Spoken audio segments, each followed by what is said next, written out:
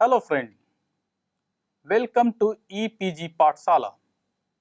I am Dr. Ajit Chaswal from Department of Anthropology, Pondicherry Central University, Puducherry. Today we are going to discuss about a very important module entitled Hominization process under paper Biological Anthropology. In this module, this module help the student to understand the concept of hominization process. This module also explains the type of anatomical changes occurred in human being during the course of evolution. It also explains the type of physiological changes occurred in human being during the course of evolution. This module explains the type of behavioral changes occurred in human being during the course of evolution. So let me give you an introductory information about the changes that we have seen in the case of physiological, in the case of behavioral, and so many, that we call it as a hominization process. The hominization process may be viewed as a evolutionary transformation from pre-hominid to a hominid status in course of evolution, in course of human evolution, a process that has occurred in the hominoid line. Since its divergence from the last common hominid ancestor shared with any ape-like characteristic, like living ape, it is also, the hominization process is also called as aeromorphosis or anagenesis. The original meaning of the word hominization was the emergence of human among other living things. The original, it means that the threshold which pre-human had to cross before becoming human. This process concerned the nature and adaptive significance, of anatomical, major anatomical and major physiological changes or transformation. In the evolution of body from ape to a higher primate to the single variable species Homo sapiens. Initially, the term has a restricted meaning and implied emergence of modern human, different from all the other form. Currently, however, the term has broadened and include all those aspects of structural and behavioral changes that occurred in the hominid line, finally leading to the emergence of modern human group. The changes that have occurred in the evolutionary direction or evolutionary development of mankind since its divergence from the last common ancestor and are shared with any living ape can be categorized into two groups. First group, that is anatomical and physiological changes. Second one is the behavioral changes. Now let's discuss about the anatomical and physiological changes. The anatomical and physiological changes may be visible in fossil and it may not be visible in fossil. As modification of hand and arms for more effective carrying and tool use, changes in the skin and skin gland, reduction in body hair, enlargement of brain, continuous sexual reception of female, reproduction, reduction and remodeling of the jaw, partial reorganization of the brain, modification of the vocal tract. These are the changes that is physiological in nature. There are number of behavioral changes that we can see, which is directly detectable by archaeology. But there are certain behavioral changes which are not at all directly detectable by archaeology. Increasing dependence on manufactured equipment and tools, they are detectable. Languages is not detectable. Suitable control on display of emotion, this is also not at all detectable. Great increase in expressing ideas, this is also non-detectable. Similarly, we can see the changes in the hunting and meat eating behavior. In this case, we find that there is a cooperation and division of labor, increasing interdependence through sharing of food. There is a great increase in the social bonding mechanism through some social means like marriage and marriage kinship reciprocation. Reorganization of behavior around a camp or home base is also an important feature. There is a great increase in symbolism for the learning purpose.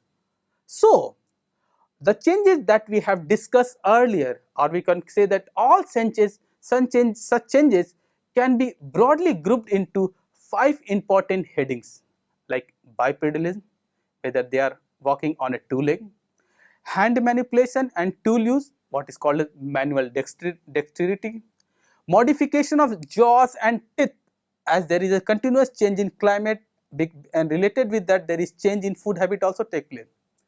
Enlargement of brain, that is a very much important feature which gave ample amount of evidence of evolution. Change in the vocal tract that we studied by studying the brain. Changes development of language, development of symbolism and speech. In this figure, we can clearly see the evolutionary changes that took place in Homo.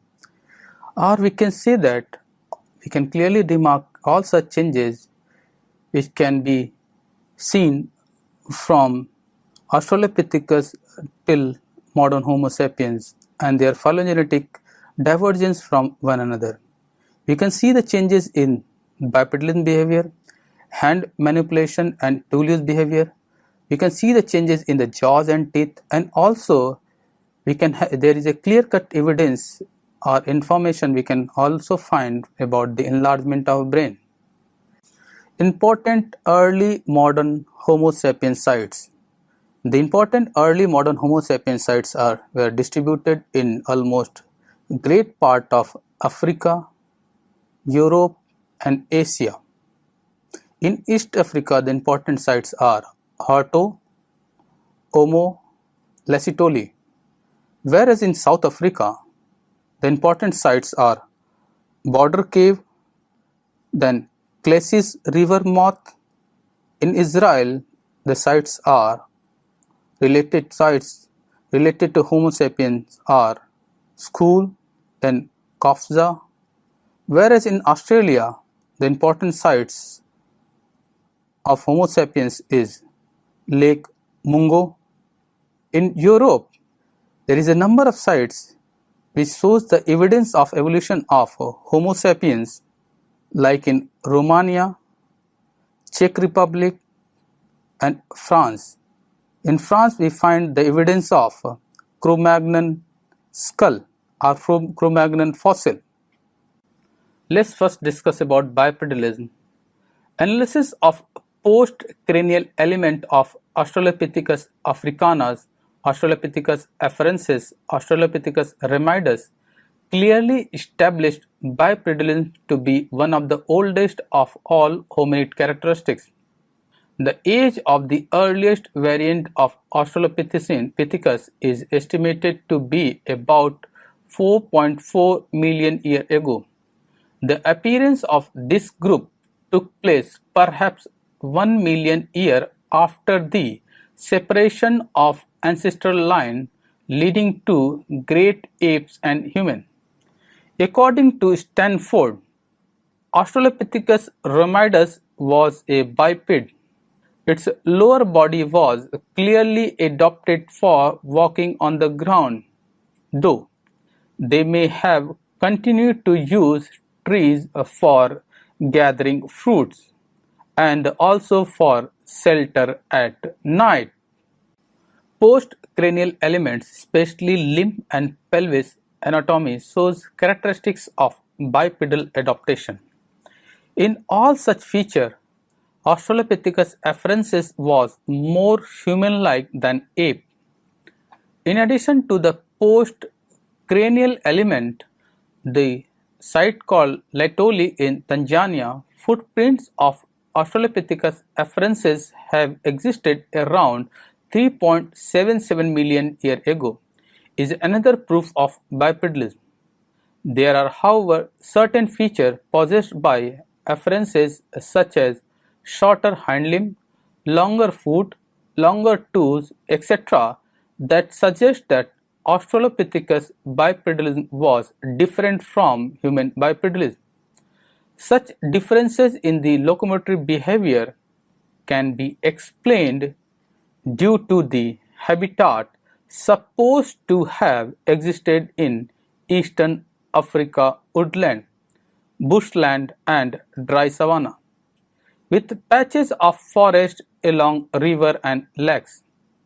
Thus, they have to live somewhat less on the tree and more on the ground. We can clearly see the evolutionary changes take place in the bipedalism of apes and Australopithecus or Homo group in the next figure. Reflect the figure in which we can clearly see the differences between Australopithecus afarensis and Homo erectus, which shows the evolutionary changes especially in the form, especially in their morphological as well as anatomical characteristics. Even though the Australopithecus afarensis, called as walker and tree climber, they show some similarities and differences with Homo erectus, which are also called as walker and endurance runner. We can see the changes especially in the thoracic and the pelvic region, that shows the evolutionary transformation has taken place between the two. There may be several reasons behind this. Hand anatomy and tool use. The earliest evidence of hand manipulation can be found in Australopithecus afarensis. The hand proportion of the member of this group approximates human proportions, but differ from those of women in having fingers more curved, suggesting greater power grip. The precision grip was greater among them compared to that of chimpanzee, but lesser than that of Homo. Australopithecus afarensis was spending more time on the land than on the trees. Hence, hand anatomy had started foreshadowing the characteristics of hands of Homo and different from those of apes. Hominids with their manipulative hand, precision grip and contemplating brain had been able to expand their ecological niche so far beyond the physical capabilities inherent in their makeup, one that no other animal has ever had the potential to achieve. The classical view of anthropologists has been that the use of tools led to the distinction between human and apes. Others now feel that environmental influence and adaptation to non-arboreal ecological niches were more important for early hominid evolution. However, these divergent views are ultimately resolved. Recent paleoanthropological findings reflect that the use of tools antedates the origin of the big-brained Homo sapiens by at least 1.5 million years. In other words, tool use and tool making developed before hominid brain capacity had undergone remarkable increase. The use of tools by primitive hominids may in fact have been a major factor in the evolution of a cerebral cortex and higher intelligence. The elaborate brain of Homo sapiens may be consequence of culture as much as it cause. Hominization process with respect of cultural attainments had set in much before the modern man appeared on the earth. Old One industry of certain earliest Homo habilis clearly proved the point. Homo erectus had not only perfected stone tools considerably, but had also learned how to control and use fire, as revealed by radioisotope dated hearth in caves.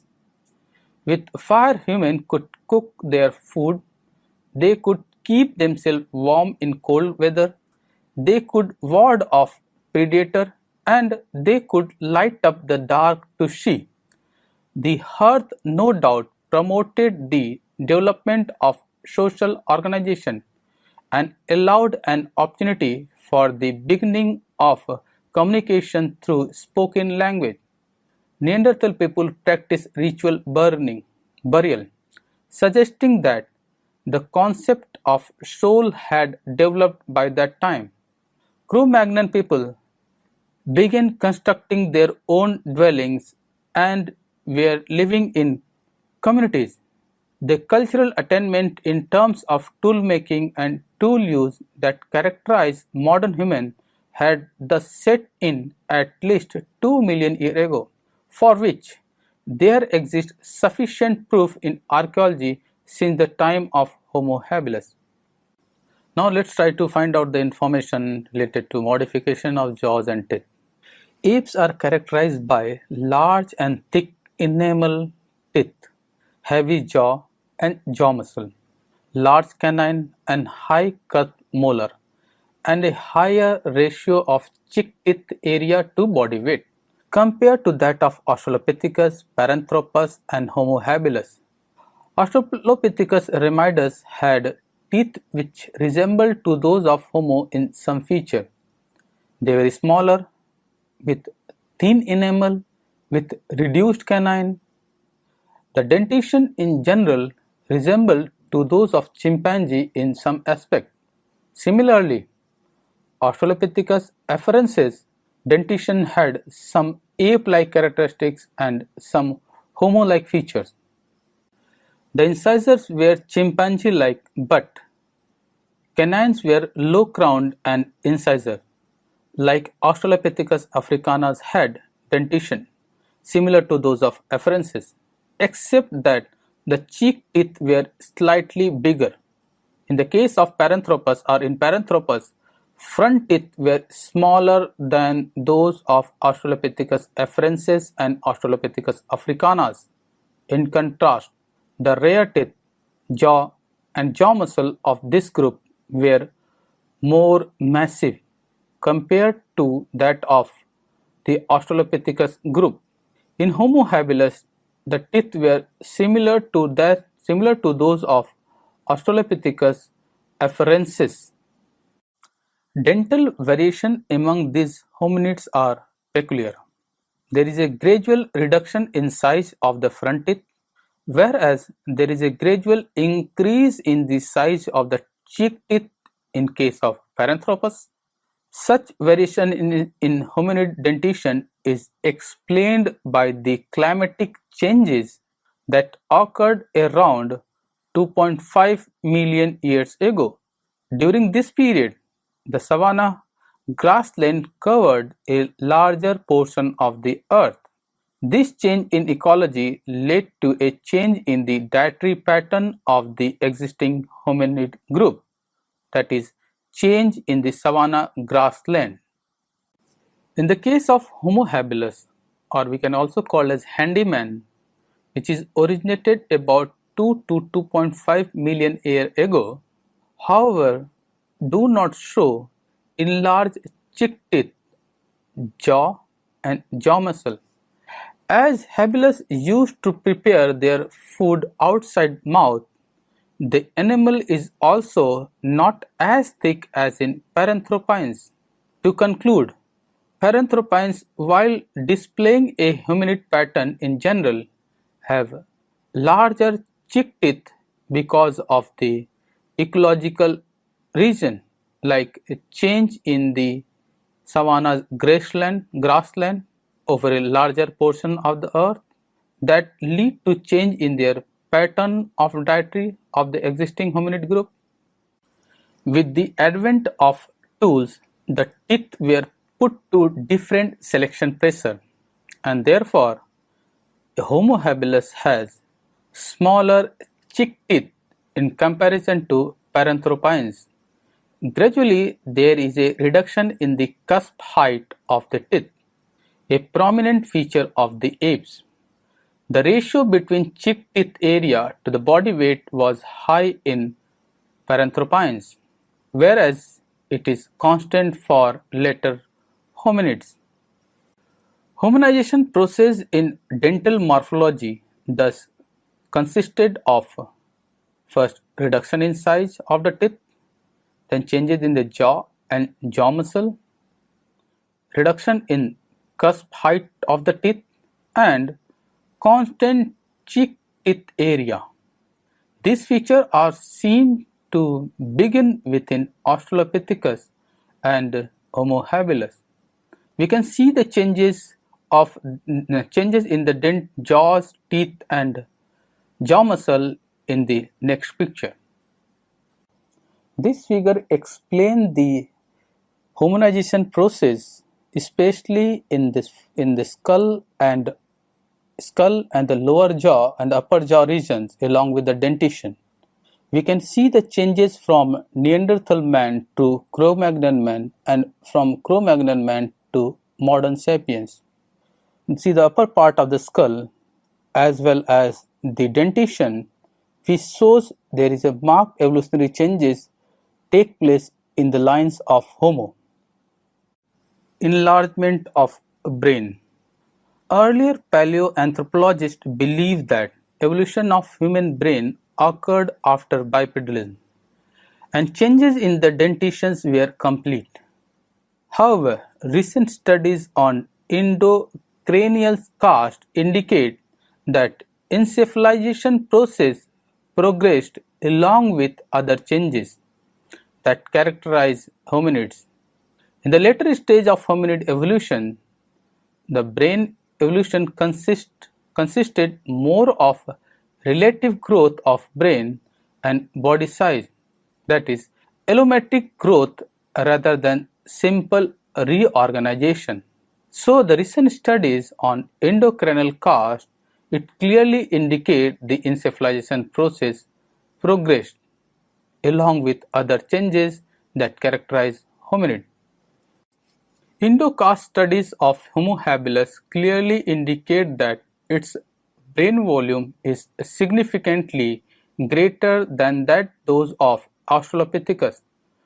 Body weight of these hominids have been estimated from fossil and the encephalization quotient determined by computing brain size relative to their body sizes. The period between 4 to 2 million years reflect insignificant change in brain volume as Australopithecus afarensis and Australopithecus africanus showed a brain volume below 450 cc, whereas those of Homo habilis were between 2 to 1.5 million years ago, in the range of 650 to 700 cc. The hominization process that involved evolution of hominid brain can be said to have resulted during this period between 2 to 1.5 million years ago. We can see the changes or evolutionary process of encephalizations in the earlier figure also, and about the different parts of the brain which perform different role. We can see this information in the next figure. This figure explains the brain structure of Homo sapiens. The leveling of this figure explains the area and the role performed by different regions of the brain, like the Broca region, premotor region, secondary motor regions, primary motor cortex, somatosensory cortex, posterior parietal cortex, spatial association area, secondary visual cortex, verbal associated areas, area which is primarily related with visual cortex, then wernicke area, auditory cortex, inferior temporal lobe which is associated with visual, then prefrontal cortex which is related with volatile associated areas.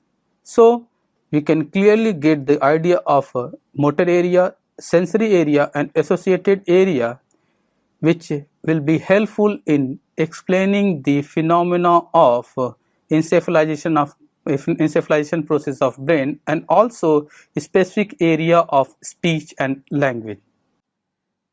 Speech and language is also one of the important changes that we have seen during the process of encephalization, or changes that took place in the hominid line. Speech, it is an apparatus of human, consists of two physiological components. First, the subglottal system, and second, the larynx.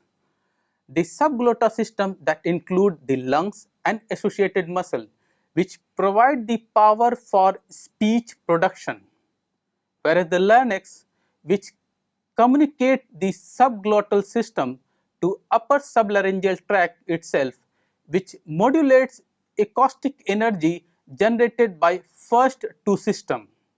The human supralaryngeal airways differ from that of other primates. The area of the brain specialized for language and speech are in the region surrounding the sylvian fissure of left hemisphere.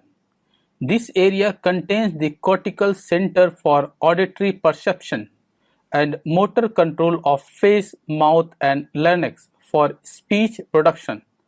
The motor area for speech and for sound perception is closely located to Broca's area immediately in front of the motor area, or the language area and Wernicke area immediately behind and to the side of the auditory area. The structure and neural control mechanism necessary for the complex pattern of human speech seem to have evolved during the last 1.8 million years ago.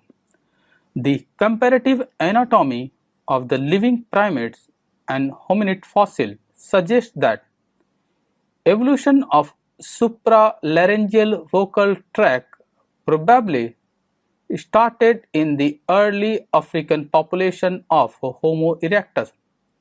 However, the hominization process took some time to complete. There is a definite proof that hominids from the Israel sites had definite human supralaryngeal airways.